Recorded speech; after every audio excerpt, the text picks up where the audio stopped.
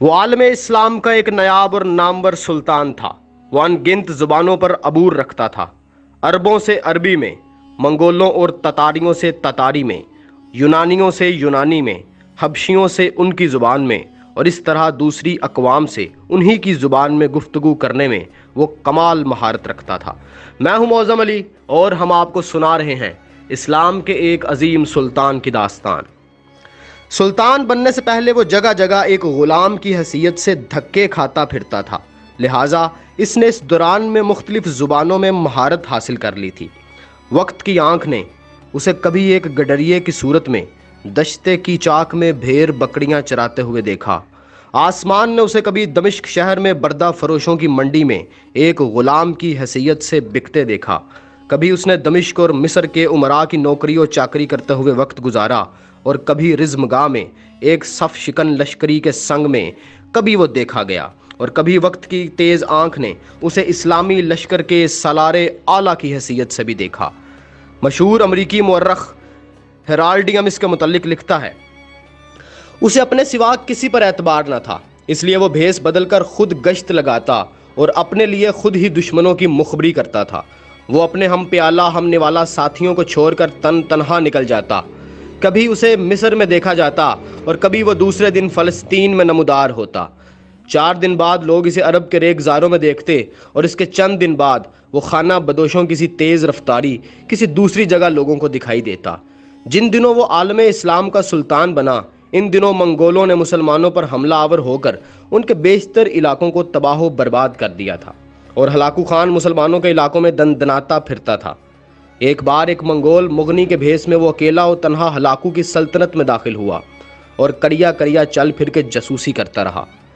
چونکہ وہ مختلف زبانوں پر عبور رکھتا تھا اور جاسوسی میں بھی مہارت کا حامل تھا، اس لیے کسی کو شک نہ ہوا کہ وہ مسلمان ہے یا مسلمانوں کا سلطان ہے۔ ایک دن اس نے منگولوں کے ایک شہر میں ایک دکان میں کھانا کھایا اور اپنی انگوٹھی جان بوجھ کر ایک محفوظ جگہ پر رکھ آیا۔ اس کے بعد وہ اپنے علاقے میں آ گیا اور ایک قاصد بھیج کر ہلاکو خان کو کہلایا،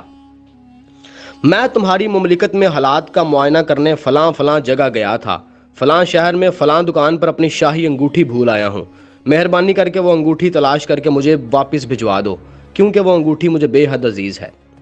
ہلاکو خان مسلمانوں کے سلطان کی اس جرت اور جسارت پر ششدر رہ گیا، اور وہ اس کی دلیری سے ایسا مرعوب ہوا کہ اس کی انگوٹھی تلاش کر کے اس کی طرف بھجوا دی۔ منگولوں کو جب خبر ہوئی کہ مسلمانوں کا سلطان خود بھیس بدل کر ان کے علاقوں میں داخل ہوا تھا، تو ان پر سلطان کی ہمت و شجاعت کی وجہ سے ایک دہشت اور خوف طاری ہو گیا، اور وہ سوچنے لگے تھے کہ جس سلطنت کا حکمران اس قدر جری و جرت مند ہو، اس کے لشکریوں کا کیا عالم ہوگا اور ہم اس کا مقابلہ کیسے کریں گے۔ ان دنوں کیونکہ بحیرہ روم کے ساتھ ساتھ مغرب کے صلیبیوں نے اپنے بڑے بڑے اڈے بنا لیے تھے، جہاں سے نکل کر وہ مسلمانوں کے خلاف صلیبی جنگ کی ابتدا کرتے تھے۔ ان میں زیادہ نامور انطاکیہ کا حاکم بوہیمن تھا۔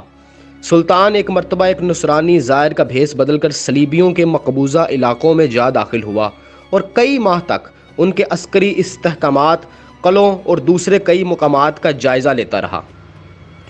وہ تقریباً 22 ایسے قلعے دیکھنے میں کامیاب ہو گیا جو ان دنوں صلیبیوں کی عسکری قوت کا مرکز تھے، اور یہ سارا کام اس نے تنہا کیا۔ اور اس کے بعد اس نے ایک عجیب ستم ظریفی کی۔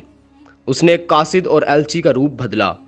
اور جنگل میں ایک ہرن کا شکار کر کے وہ ہرن لے کر انطاکیہ کے بادشاہ بوہیمنڈ کے دربار میں حاضر ہوا،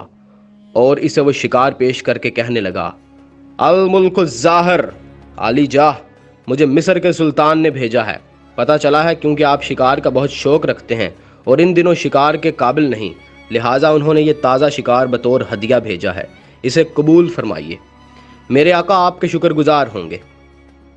سلطان جب گفتگو کرنے اور شمار بادشاہ انطاکیہ کے حوالے کرنے کے بعد وہاں سے نکل گیا، تو چند دن بعد انطاکیہ کے بادشاہ پر کسی نے انکشاف کیا کہ جو شخص تمہارے پاس ہرن کا شکار لے کر آیا تھا وہی مسلمانوں کا سلطان تھا۔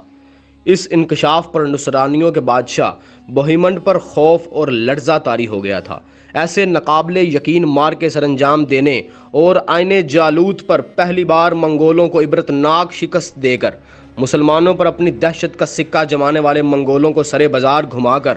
مسلمانوں کے قلوب سے منگولوں کے خوف و دہشت کا غلبہ زائل کرنے والی اس نادر و نیاب اور جاہ و جلال سے مزین ہستی کا نام رکن الدین بیبرس تھا۔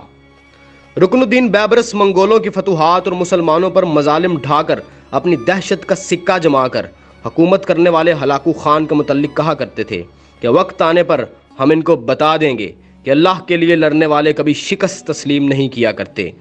اور پھر وقت نے ثابت کیا کہ سلطان رکن الدین بیبرس اپنے قول و قرار کا کس قدر پاسدار تھا۔ باوجود اس کے کہ دیگر نامور اسلامی شخصیات کی طرح تاریخ سے اس ذہین و فتین اور دلیر و بے باک ہستی کے نقوش بھی ایک منظم سوچ و سازش کے تحت بڑی سنگ دلی، مہارت اور عیاری سے ممکنہ حد تک مٹا دیے گئے، لیکن کچھ مدھم نقوش ابھی بھی سلامت ہے۔ اپنے ایسے ہی ہیروز کی داستانوں کو جاننے کے لیے اگر آپ نے ابھی تک ہمارا چینل سبسکرائب نہیں کیا تو اسے سبسکرائب کر کے ہمارے ساتھ ہماری اس ٹیم کا اور ہمارے اس فیملی کا حصہ بن جائیے۔